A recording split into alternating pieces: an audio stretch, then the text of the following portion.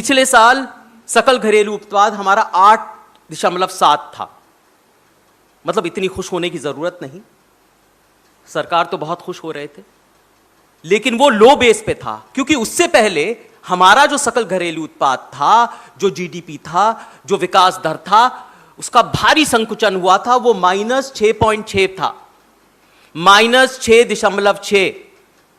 और उस समय तो आप जानते हैं महामारी का वक्त था, ठीक है, जो श्रमिक मजदूर थे वो सिर पे कफन बांध के निकले थे अपने घर में, वो दिन हम भूल नहीं सकते।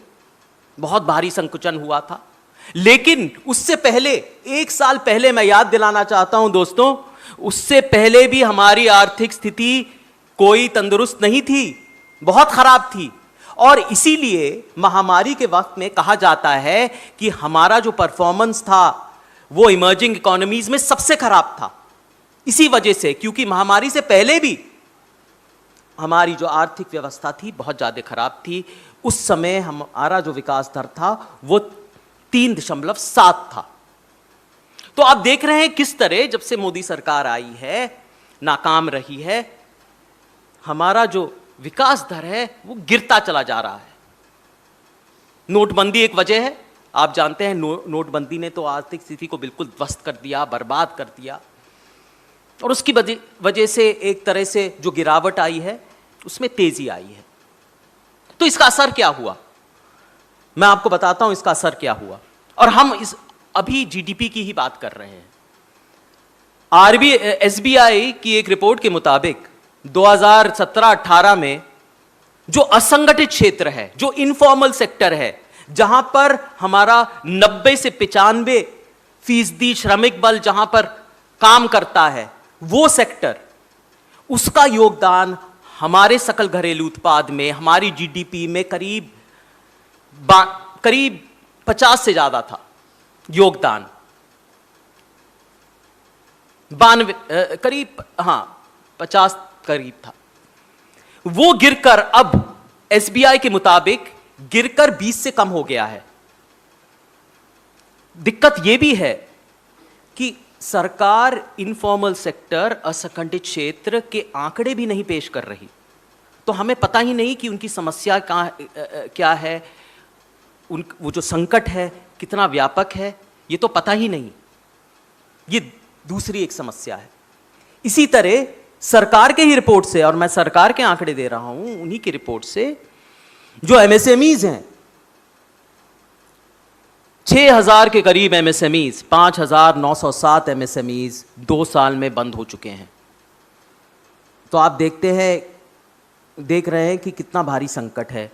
इस तरह वित्त मंत्री जी ने संसद में कहा था कि हमारा एनपीए तो कम हुआ है, नॉन परफॉर्मिंग एसेट्स बहुत ज़्यादा कम हुए हैं, 5.9 है। लेकिन ये वो भूल रही हैं कि जो एमएसएमईज थे उनके एनपीएज 9% से भी ज़्यादा हैं। इस पर वो तवज्जो दे ही नहीं रहे। देखिए, समस्या ये है कि जो मांग है, जो प्राइवेट कंजम्पशन है, जिसका बहुत भारी योगदान होता है हमारे सकल घरेलू उत्पाद पे, वो बहुत कम है, वो बहुत ज़्यादा कमज़ोर है।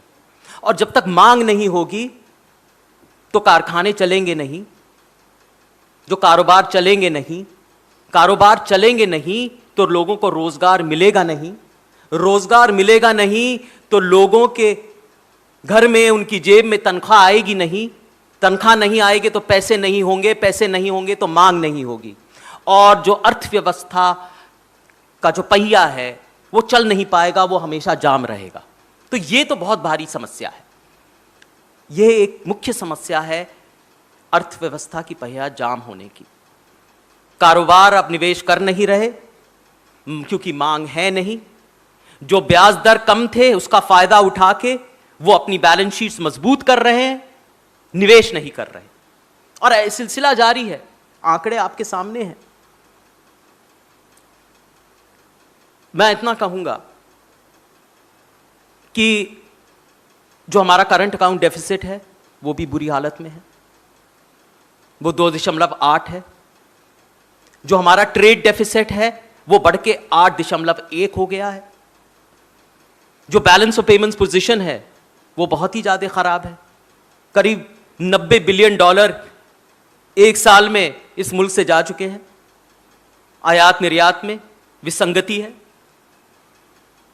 और जो निर्यात है वो बहुत ज्यादा कम हुई है, और ये वैश्विक मंदी की जो आशंका है उससे और ज्यादा कम होगी। मैं आपको बता देना चाहता हूं, एक और आंकड़ा पेश करना चाहता हूं जो बहुत ही ज्यादा महत्वपूर्ण है। पिछले साल हमारा जो सकल घरेलू उत्पाद था उसमें 50% योगदान था निर्यात का। अगर वो कम होगा तो इसमें जीडीपी भी हमारा कम होगा, और इसलिए इसके पूर्वानुमान में भारी कटौती हुई है। तो आखिरी में मैं ये कहूंगा कि ये है हमारे अर्थव्यवस्था की दास्तां। अगर सरकार जिम्मेदारी नहीं लेगी, ये स्वीकार भी नहीं करेगी कि समस्या है, तो इसका समाधान कैसे होगा?